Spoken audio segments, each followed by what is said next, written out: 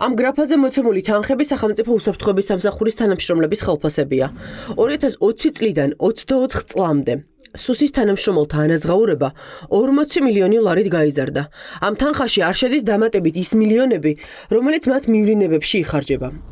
მაგალითად, საქართველოს საიდუმლო სამსახურის თანამშრომლების ხელფასში ხალხმა 2020 წელს 80 მილიონი ლარი დახარჯა.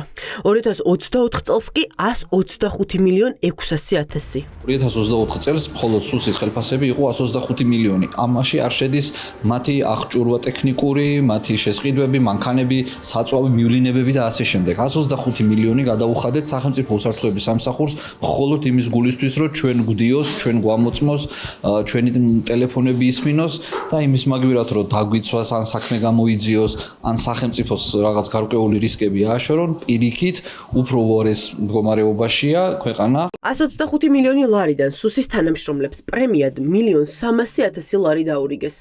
ხელფასზე დანამატად თითქმის 28 მილიონი ლარი. სუსის შტატგარეშე თანამშრომლების შენახვა თქვენ ხალხს 11 მილიონ ლარზე მეტი დაგიჯდათ. ახლა ჩნდება კითხვა, რაში იხარჯება ამდენი ფული? კორუფციის მკვლევარები ფიქრობენ, რომ ამ თანხების ნაწილი სწორედ იმ ადამიანებს ხმარდება, ვისაც შემდეგ ქართული ოცნება არჩევნებზე ხმებზე სანადიროდ, ოპოზიციაზე და სამოქალაქო აქტივისტებზე დევნისთვის იყენებს. გაბერილია შტატები, რადგან სუსში მუშაობენ ადამიანები, რომლებიც მხოლოდ პირად კეთილდღეობას ემსახურებიან და ძალიან ესე ვთქვათ, ბევრი მოსმენები და თვალთვალით არიან დაკავებულები. ამიტომ ბუნებრივია ეს შტატები ისევე როგორც სიპებში და ისევე როგორც სამინისტროებში, ბუნებრივია უკვე ძალიან გაბერილია. რა თქმა უნდა, ეს არის შეუსაბამო. სუსს უხმხარჯიანი წელი ჰქონდა. მაგალითად, ხალხის ფულიდან თითქმის 9 მილიონი ლარი წარმომადგენლობითი ხარჯებისთვის დაიხარჯა. ეს არის თანხა, რომელიც მიღებებზე და სარესტორნო ხარჯებზე იხარჯება.